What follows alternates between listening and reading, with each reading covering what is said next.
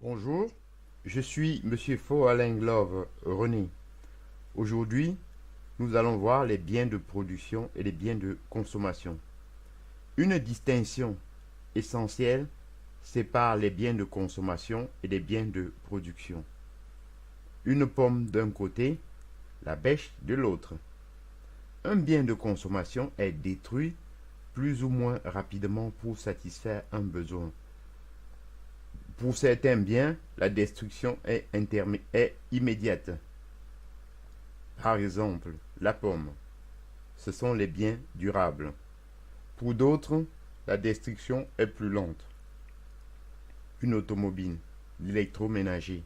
Il s'agit de biens durables. Un bien de production, la bêche, participe à la création d'autres biens. Il ne satisfait pas directement les besoins. Un bien d'équipement, par exemple, est un outil qui crée d'autres biens ou services. Notons que si un particulier achète un automobile, il achète un bien de consommation, alors que la même voiture achetée par une société de taxi est un bien de production.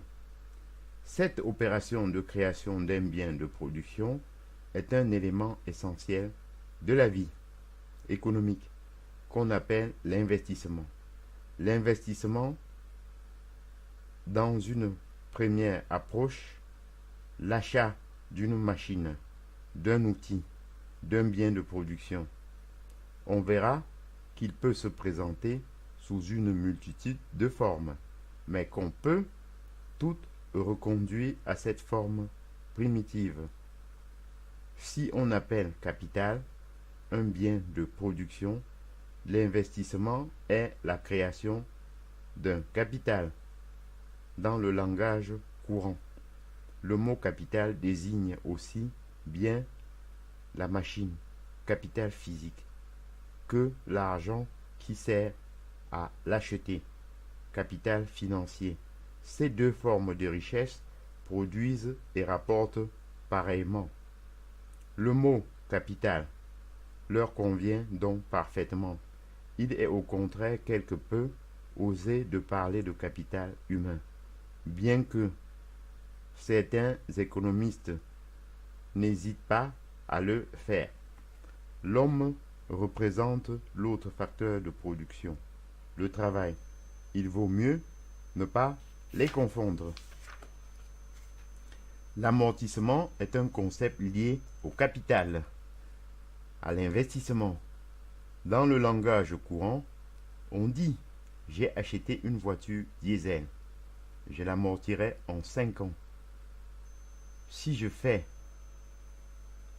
30 000 km par an, cela signifie que, compte tenu des différents prix de l'essence et du gasoil, la différence de prix d'achat des deux voitures sera remboursée ou récupérée à ces conditions.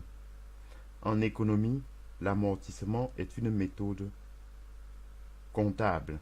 Il consiste à estimer la durée de vie d'un bien de production, machine ou outil, en déduire l'usure ou l'obsolescence annuelle, de manière linéaire ou dégressive.